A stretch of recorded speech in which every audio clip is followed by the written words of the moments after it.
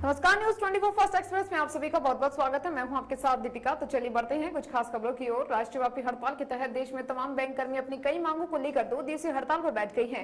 हड़ताल का असर जनपद बहराइच में भी देखने को मिला, जहां पर सैकड़ों की संख्या में बैंक कर्मी अपनी मांगों को लेकर विरोध प्रदर्शन करते हुए नजर आ रहे हैं। केंद्र सरकार द्वारा लगातार बैंकों का निजीकरण किया जा रहा है, इसकी वजह से बैंकिंग व्यवस्था खराब हो रही है। वर्षों से बैंकों में कार्यरत कर्मचारियों को हटाया जा रहा है। वही बैंक कर्मियों की ये मांग है कि सरकार द्वारा लागू किया गया एनपीएस एक्ट हटाया जाए, पेंशन प्रक्रिया हमें लड़ना होगा। धन्यवाद।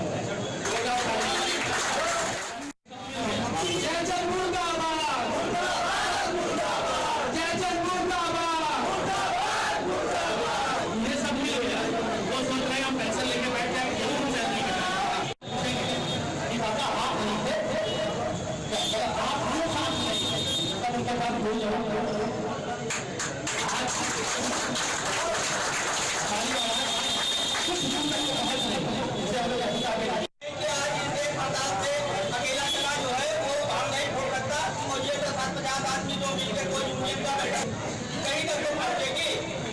जैसा कि आज हम अखिल भारतीय विद्यार्थी परिषद बैनर तले जिला विद्यालय निरीक्षक महोदय का घेराव किया गया, जिसमें 4 बिंदु थे। नंबर 1, कॉलेज प्रशासन द्वारा अभिभावक संघ की स्थापना हो कॉलेज में। नंबर 2, जो अवैध वसूली फीस के नाम पर की जा रही है, फीस स्ट्रक्चर नोटिस बोर्ड पर चस्पा किया जाए सभी इंटर कॉलेजों में। नंबर 3, इंटर कॉलेजों में प्रयोगशालाएं नहीं हैं, जो अभी तक पूर्णतः चालू नहीं हुए हैं, उनको चालू कराई जाए। नंबर 4, एनसीईआरटी पुस्तकें अभी तक नहीं लागू की गई हैं, आखिर क्यों नहीं लागू? मैं शशांक त्रिपाठी, आर्यवर्त बैंक ग्रामीण बैंक अधिकारी संघ का उपाध्यक्ष, केंद्रीय कार्यकारिणी। आज सभी बैंकों के द्वारा संयुक्त रूप से निजीकरण के विरोध में आह्वान हड़ताल का 15-16 2 दिवसीय किया गया है। ग्रामीण बैंक की यूनाइटेड फोरम ने भी इसका समर्थन किया है और अपनी कुछ मांगों को इसमें जोड़ा है, जिसमें जो 11वां वेतन समझौता हमारा लागू हुआ है वो कमर्शियल बैंकों को दे दिया गया है, लेकिन अभी ग्रामीण बैंकों तक उसका विस्तार नहीं किया गया है, जो कि लंबित है और इसमें विलंब शासन द्वारा भारत सरकार द्वारा किया जा रहा है। इसके विरोध में हम लोग हड़ताल में शामिल हैं। इसके साथ ही हमारी जो पुरानी पेंशन खत्म करके नई पेंशन दी जा रही है, इसको भी 2010 के बाद के साथियों को जो पुरानी पेंशन नीति लागू की है और वो पेंशन के लाभार्थी बने, इसके समर्थन में हम लोग हड़ताल पर हैं। साथ ही हम लोगों की जो प्रमोशन की पॉलिसी है, जो हमारी स्पॉन्सर बैंकों में लागू है, उसको एट पार, जो कि हम कोर्ट से भी जीत चुके हैं, हमारे बैंक में नहीं लागू हो पाया अभी तक। और मृतक आश्रितों की भर्ती प्रक्रिया हमारे यहाँ जो खटाव डेट 2010 है 2014 से लागू होनी है, इसको भी 2019 से लागू किया गया है। इसके विरोध में हम लोग हड़ताल पर आज हैं और ये सफल होगा। हमारे बहराइच जिले में और बिंदा जिले में 100% शाखाएँ बंद कर, हम लोगों ने 120 से कई शाखाएँ बंद कर ये विरोध जताया है। काफ़ी बड़ा बैंकिंग व्यवसाय आज प्रभावित हुआ है। ये आवाज़ हमारी सरकार तक जाएगी और उनके कान तक पहुँचे। देखिए, ये एक टोकन हड़ताल है, 2 दिन की सांकेतिक हड़ताल है। यदि वो नहीं मानते हैं इस पर, तो हम लोग के अन्य कार्यक्रम भी हैं, जैसे इसके बाद हम लोग उजाला की तरफ कार्यक्रम में और अग्रिम अनिश्चितकालीन हड़ताल, अगर हमारी जो केंद्रीय कमेटी है इस पर विचार कर आगे का कार्यक्रम करेगी। इसमें हम लोग अभी अपने लोकल एडमिनिस्ट्रेशन को भी ज्ञापन देंगे, हमारे अध्यक्ष महोदय के द्वारा भी ज्ञापन सरकार को वित्त मंत्रालय तक भेज।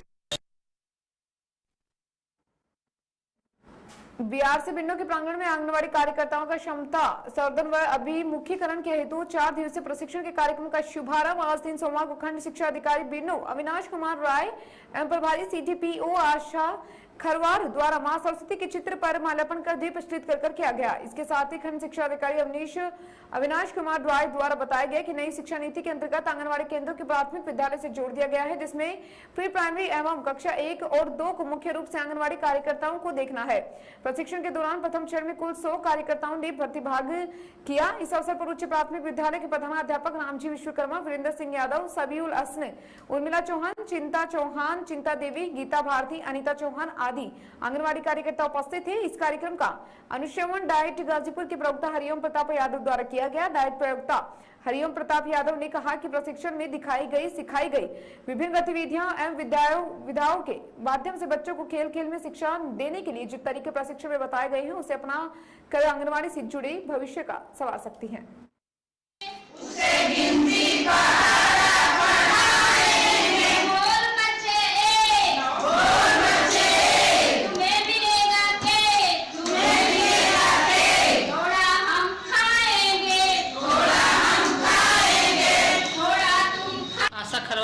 प्रभारी CDPO बाल विकास परियोजना बिरनो। आप बताइए आज का जो कार्यक्रम है उसका मुख्य उद्देश्य क्या है? नई शिक्षा नीति में ECCE का प्रशिक्षण दिया जा रहा है आंगनबाड़ी कार्यकर्ताओं को, जिसमें प्री प्राइमरी से इनको जोड़ा जा रहा है। कितनी कार्यकर्ता आज किस 100 बैच लगा है। आज दूसरा दिन। कई दिन की ट्रेनिंग है? 4 दिन का प्रशिक्षण है। 4 दिन के प्रशिक्षण में आज चौथे दिन का कार्यक्रम, दूसरा दिन।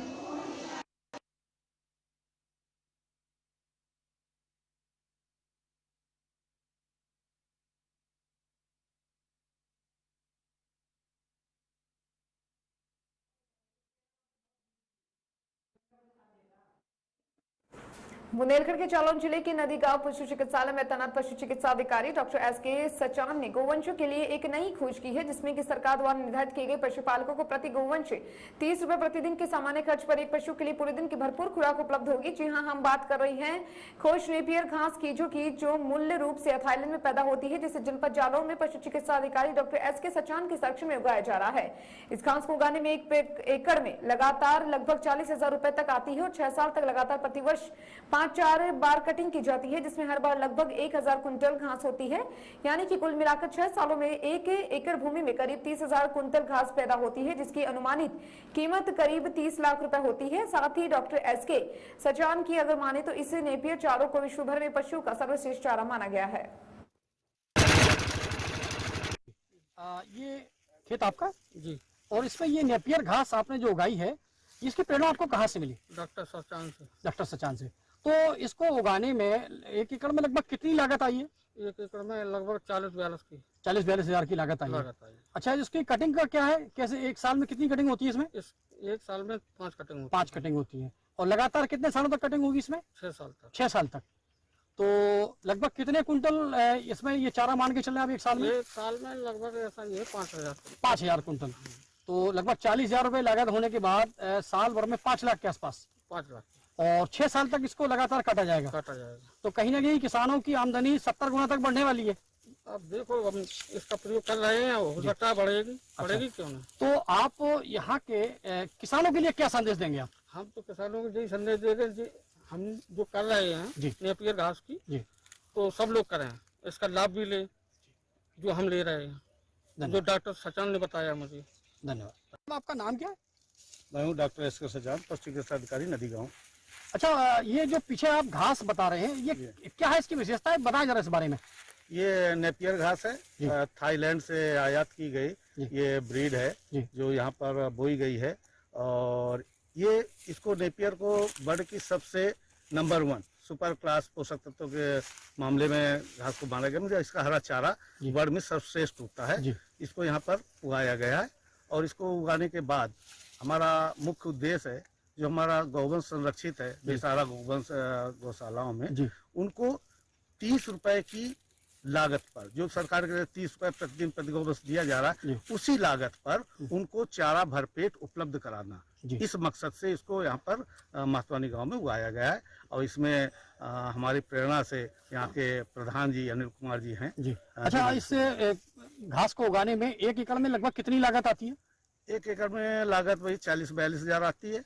जिसका मुख्य इसमें खर्चा होता है इसकी कलम पर, जो कलम रोपित की जाती है उसको मंगाने में 11,000 गांठ 1 एकड़ में लगाने में लगती हैं, तो उसकी कीमत ही लगभग 40। अच्छा, अनुमानित 1 साल में लगभग कितने रुपए का चारा हो जाता है इसमें? जी हाँ, 1 साल में इसका प्रोडक्शन जो है, उत्पादन 5,000 से 8,000 कुंटल, अर्थात 5,000 मिनिमम उत्पादन होता है चारे का।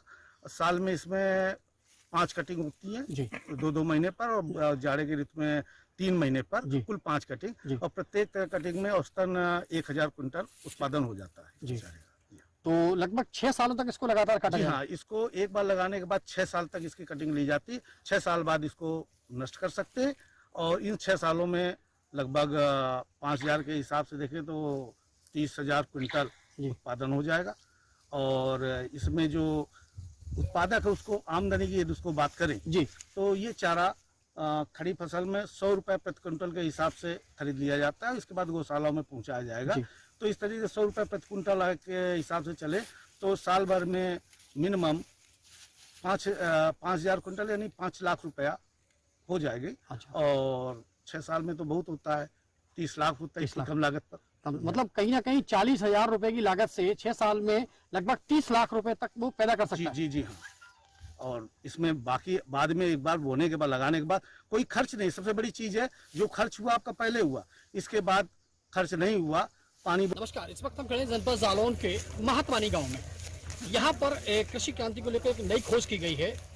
नदी गांव पशु चिकित्सालय में तैनात डॉक्टर S.K. सचान ने एक नई खोज की है। उनका अगर उनकी माने तो उनका कहना यह है कि थाईलैंड से मंगाई गई इस नेपियर घास को इस जनपद के महतवानी गांव में रोपित किया गया है। और उनका कहना यह भी है कि इस घास को 1 एकड़ में रोपित करने के लिए लगभग 40,000 रुपए की लागत आती है और इसको लगातार 6 वर्षों तक काटा जा सकता है। यानी कि 40,000 रुपए एक बार रोपित करने पर ये लगातार 6 साल तक काटी जाती है और इसका 1 एकड़ में लगभग 1,000 कुंटल इसका उत्पादन होता है। साल में 5 बार काटी जाती है।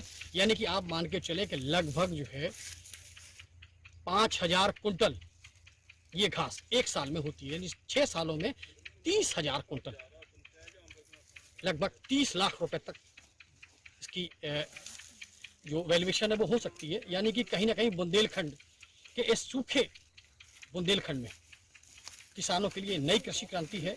इसको रोपित करने के बाद निश्चित तौर पर उनकी आमदनी 70 गुना तक बढ़ती है। 6 साल में 70 गुना, आप सही सुन रहे हैं।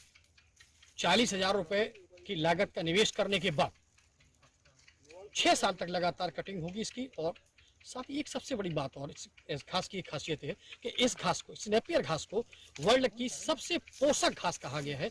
यानी कि सबसे जो है हार्मोन्स और अन्य जो पशुओं के शरीर में जो जरूरी इनपुट है उनको पूरा करने के लिए ये घास सबसे ज़्यादा उपयोगी मानी गई है। इसलिए तो वर्ल्ड की सबसे फेवरेट जो है घास कहा गया है, सबसे पोषक घास कहा गया है। और अब इसको बुंदेलखंड के जालौन में उगाया गया है। और नदी गाँव पशु चिकित्सालय में तैनात डॉक्टर S.K. सचान की प्रेरणा से यहाँ पर किसान उनसे प्रेरित होकर इस घास को रोपित कर रहे हैं और अपने जो एक उनका मूवमेंट है वो चेंज कर रहे हैं, अपनी आमदनी भी बढ़ा रहे हैं और साथ ही नए युग की शुरुआत भी कर रहे हैं। और उन किसानों के लिए संदेश भी दे रहे हैं जो निराश होकर यानी कम फसल होने की बात कहकर अपने खेतों को या तो वो बेच रहे हैं या उन पर फसल न करके उनको बटाई पर दे रहे हैं। कहीं ना कहीं ये कृषि क्रांति के लिए एक जनक है। और सबसे बड़ी बात यह है कि जो इस समय हमारे सूबे की सरकार ने जो लगभग 5 सैकड़ा से अधिक गौशालाएं पूरे यूपी में चलाई हैं, उन गौशालाओं में जो गोवंश हैं उनके लिए निर्धारित उन्होंने एक धनराशि की है 30 रुपये प्रति गोवंश। यानी जो धनराशि निर्धारित की उससे भी कम लागत में पशुओं को भरपूर भरपेट भोजन यानी उनका जो चारा, उनके जो डाइट है, पूरे दिन की डाइट है, वो 30 रुपये से कम लागत में भी उपलब्ध यहाँ से करा।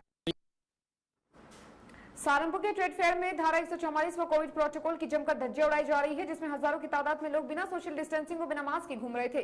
जिसकी खबर चलने के बाद पुलिस प्रशासन द्वारा मामले का संज्ञान लेते हुए मेले का आयोजन को हटाया जा रहा है। साथ ही कोविड प्रोटोकॉल का उल्लंघन करने पर मेले लगाने की परमिशन को निरस्त किया जा रहा है। जानकारी देते हुए एसपी सिटी राजेश कुमार ने बताया कि मेला शुरू होने से पहले प्रशासन की ओर से कोविड-19 के मानकों के अनुसार ही अनुमति दी गई थी, लेकिन सूचना मिली है कि कोविड-19 के अंतर्गत दिए गए मानकों के अनुरूप में न तो सोशल डिस्टेंसिंग का पालन हो रहा है, न ही मास्क लगाने का ध्यान रखा जा रहा है, जिससे पूरे मामले का संज्ञान लेते हुए यह आयोजन निरस्त करने का आदेश दिया। साथ ही मेले को बंद कराने के लिए समुचित आदेश दे दिए गए हैं।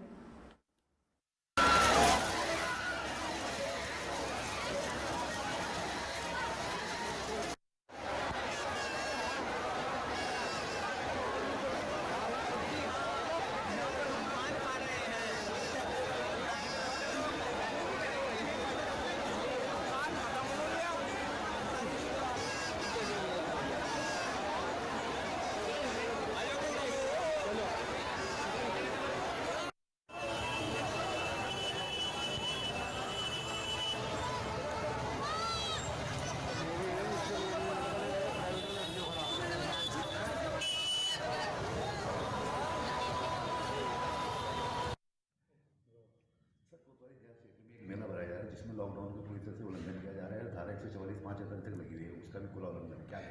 एक मामला भी संज्ञान में आया है। कोतवाली देहात क्षेत्र में एक मेले का आयोजन करने के संबंध में कुछ शर्तों के साथ उन्हें अनुमति दी गई थी कि उसमें जो कोरोना और कोविड को देखते हुए मास्क और सोशल डिस्टेंसिंग का पालन करेंगे, लेकिन उसमें अभी कुछ उसका उल्लंघन पाया गया। वहाँ पे उसको फिर से संज्ञान में लेते हुए उसको कैंसिल किया जा रहा है, उनका आयोजन निरस्त किया जा रहा है और जल्दी से जल्दी उसको बंद कराने के लिए समुचित आदेश दिए गए।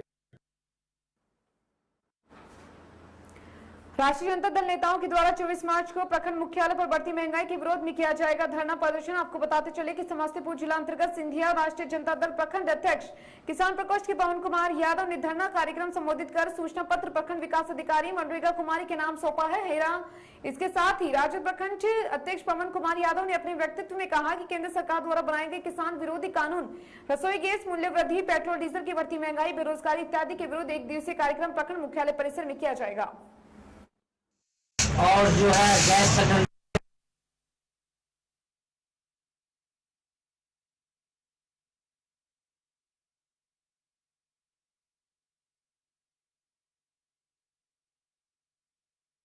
क्या नाम है आपका? पवन कुमार यादव, राजद का प्रखंड अध्यक्ष मजदूर सेल का। और बढ़ती महंगाई को लेकर हम लोग 24 तारीख को प्रदर्शन करेंगे किसान को लेकर और डीजल पेट्रोल का लेकर और जो है गैस सिलेंडर के लेकर हम लोग 24 तारीख को प्रदर्शन करेंगे।